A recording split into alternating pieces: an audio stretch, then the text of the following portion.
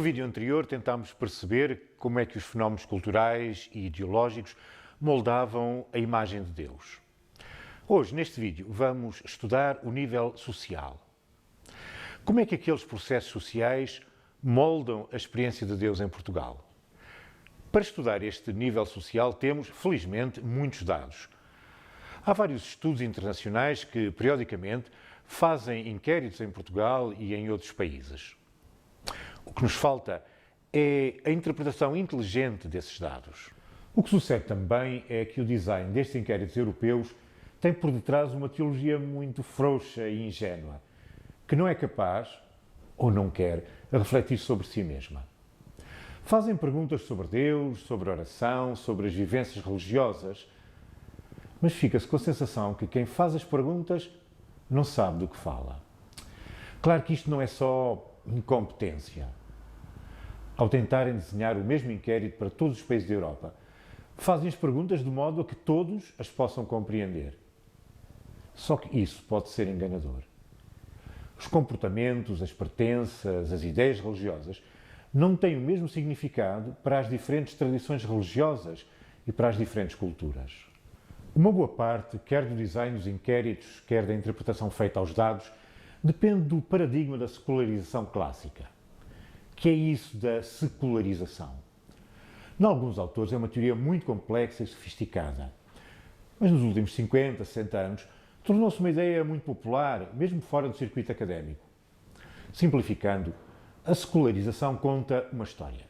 Antigamente, quando as pessoas e as sociedades eram menos desenvolvidas, eram muito religiosas. Agora, com a ciência, o progresso, o crescimento económico, a religião deixa de ter o seu papel e vai diminuindo. E um destes dias desaparecerá.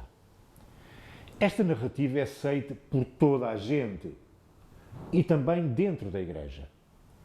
Teria havido uma era dourada de fervor religioso, mas agora as coisas são difíceis para a fé. A teoria da secularização teve um grande sucesso e em muitos autores deixou de ser uma teoria para passar a ser uma ideologia, uma verdade indiscutível que nenhum facto consegue desmentir. É comum haver confusão e sobreposição entre as visões descritiva e prescritiva da secularização. Alguns autores descritivos dizem a secularização está a acontecer, mas outros autores mais prescritivos defendem que a sociologia deve ser mais ativa, deve contribuir para que a secularização aconteça. E quanto mais cedo melhor, dizem eles. Gostando-se da teoria ou não, a verdade é que ela teve muito sucesso. Porquê? Porque tem uma natureza determinista. É do estilo A provoca B. Teorias deste tipo conseguem ser bem explicadas e tornam-se muito sedutoras. Além disso, a secularização está muito em linha com as utopias do iluminismo. Mas a verdade é que dentro da comunidade científica tem havido alguma contestação à ideia da secularização. Pegando nos dados de todo o mundo, aquilo que se verifica é que a importância da religião para a maior parte dos habitantes da Terra está a aumentar e não a diminuir. Desde há muitos anos fazia uma certa confusão como é que os Estados Unidos, um país tão ou mais desenvolvido do que a Europa, tinha índices religiosos muito mais altos do que a Europa.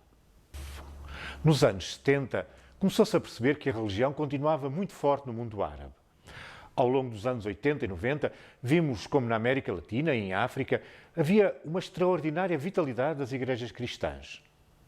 E chegou-se à conclusão que a secularização estava a acontecer apenas ou principalmente na Europa. E mesmo aqui na Europa percebeu-se que a coisa fiava mais fino. Muitos autores começaram a defender que a religião continuava a ser importante e o que mudava era somente a forma como as pessoas viviam a sua religiosidade.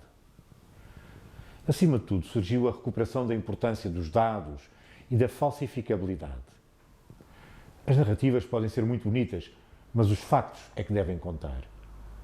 Alguns autores querem abandonar de vez a teoria da secularização. A teoria da escolha racional não tem muitos adeptos na Europa, mas tem o seu interesse.